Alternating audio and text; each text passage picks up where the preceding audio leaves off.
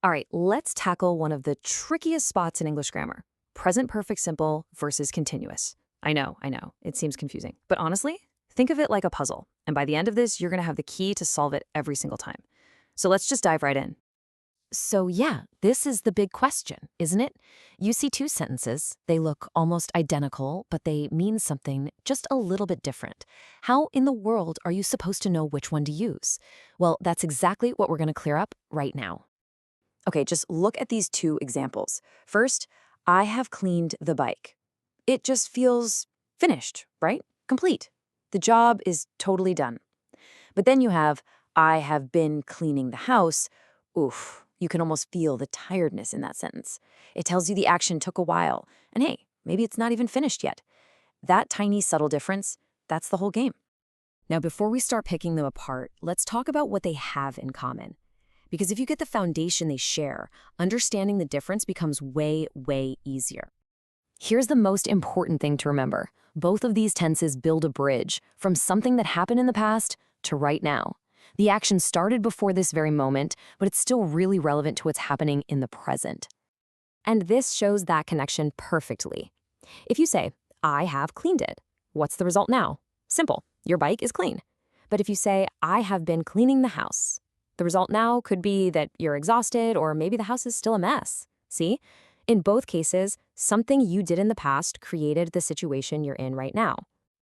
Okay, so if they both connect the past to the present, what's the big difference? Well, it all comes down to one simple idea. What's your focus? Are you talking about the finished result, or are you talking about the action itself? This table breaks it all down beautifully. I want you to think of the simple tense like it's holding up a trophy. It's all about the result, the accomplishment, the win. It answers questions like how much or how many. The continuous tense, on the other hand, is like an hourglass. It's all about the duration, the process, the time ticking by. It answers the question, how long? All right, let's really dig into this. We're going to start with a present perfect simple, our result tense. Here we go, a perfect example. I have written 3 emails. What's the most important piece of information in that sentence? It's the number 3, right? The focus is totally on the result, the quantity of emails that are finished. We don't really care if it took 5 minutes or 5 hours. We just care that 3 emails are done. It answers how many. And here's another one. Listen to the emphasis. She has read the entire book. The key word there is completion. The action is 100% done. The book is finished. So again, the focus is squarely on that final result. Okay, time to flip the coin.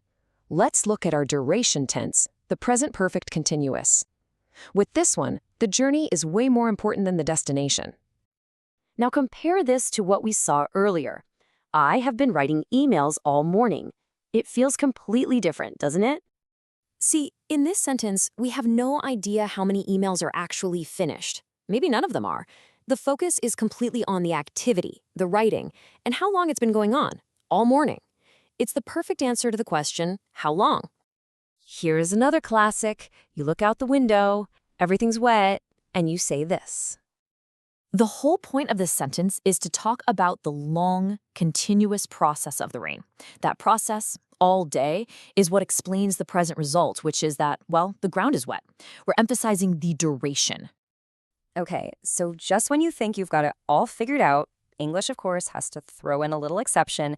But don't worry, this rule is super clear and it'll actually help you avoid a really common mistake. We have to talk about something called state verbs. Basically, these are words that describe a state of being, not some kind of dynamic action. Think about things you feel or think or own. And the big rule is, you just don't use them in continuous forms, like ever. Here are some of the most common ones you'll run into.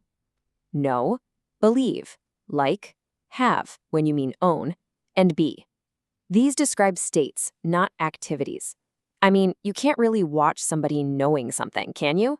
It's a state of being. And this slide shows that rule perfectly. Even though the sentence is about duration since 2018, that verb know is a state verb, so you have to use the simple form.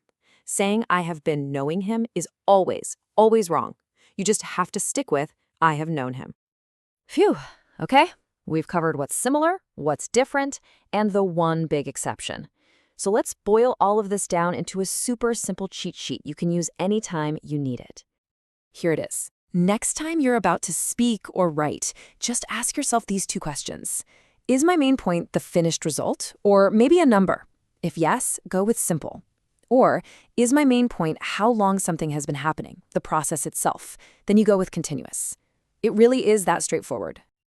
And just like that, you've got it. So let me ask you a question, using what we've just covered.